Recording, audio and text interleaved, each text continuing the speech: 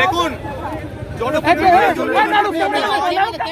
নির্বাচিত এলাকায় মানুষের অভাব অভিযোগ কাজ হচ্ছে সেটা দেখার জন্য মেয়র যেমন আছেন, সমগ্র বিষয়ে দায়িত্ব নিয়ে আছেন।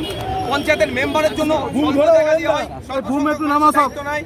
পৌরসভার আপনার মেম্বারদের যারা আছেন, যারা কাউন্সিলরদের জন্য দায়িত্ব নেওয়া হয়, যাতে ওই এলাকার মানুষের অভাব অভিযোগ, বৈধ অবৈধ কি আছে সেগুলো দেখার জন্য। যদি ব্যর্থ হয় তাহলে কিসের জন্য জনপ্রতিনিধি হয়েছে? জনপ্রতিনিধিদের কাজই হচ্ছে তো এই ধরনের ইলিগাল লিগাল যেগুলো যা হচ্ছে, অবৈধ যে কাজগুলো হচ্ছে সেগুলোকে আটকানোর। সেটা যদি আটকাতে ব্যর্থ হয় তাহলে তাদের পদত্যাগ করা দরকার। আর মেয়র সাহেব এই সমস্ত কথা বলে দায় এড়িয়ে যাবেন না। আপনারা এই কেএমসির আন্ডারে কোনো বাড়ি রিপেয়ার করতে গেলে সেখানে যদি কেএমসি-কে না জানিয়ে রিপেয়ার করে, আপনার লোক সেখানে পৌঁছে যায়, আপনার কেএমসি লোক পৌঁছে যায়, প্রয়োজনে পুলিশকে দিয়ে সেখানে আটকে দেন। তাহলে একটা 5তলা বাড়ি ইলিগালি তৈরি হচ্ছে, আপনারা জানেন না? বদলে হয়তো দেখা যাবে মেয়র সাহেবের হাতে ঘরে টাকা এসেছে, হয়তো সেই দিনে উনি ছাপাই গেছে।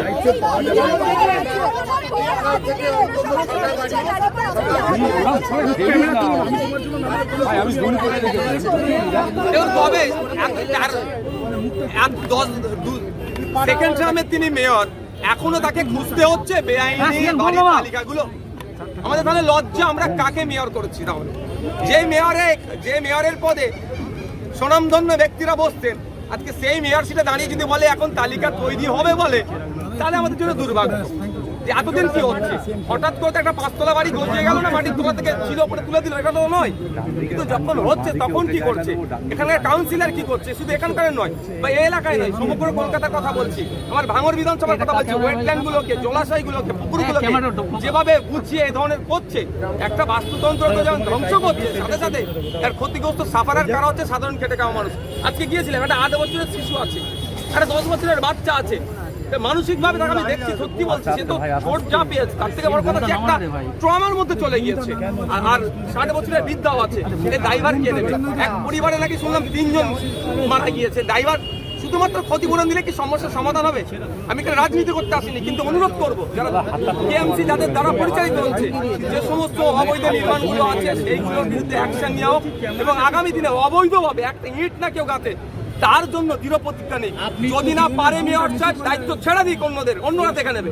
আপনি বিধানসভায় বারংবার এই অভিযোগ জানিয়েছিলেন যে জলাভূমি ভরাট করা হচ্ছে, তাহলে কি কোথাও গিয়ে এই অভিযোগ বা সত্যতার প্রমাণ হলো? আমি ভুল তথ্য দিলে আমাকে ছাড়ে দেবেন, আপনারা ভালো করেই জানেন। আমি যে কটা তথ্য বিধানসভায় দিয়েছি, শুধুমাত্র বিধানসভা নয়, কনসার্ন ডিপার্টমেন্টের মিনিস্টারকে বলেছি। কি করছো তুমি? সাথে সাথে কলকাতা পুলিশের সিপিকে আমি নিজে চিঠি লিখে জানিয়েছি, লোকাল থানায় জানিয়েছি, বিধানসভায় মেনশন করেছি, বিধানসভায় কোশ্চেন অ্যান্সার পর্বে করে উল্লেখ করেছি। কিন্তু দুঃখের বিষয়, আমরা বিরোধী, শুধু আমাদের শোনাই হচ্ছে। আমাদের কথা যদি আজকে তারা শুনতো, বাস্তবে যদি পরিণত করার চেষ্টা করতো, তাহলে এই দিন দেখতে হতো না।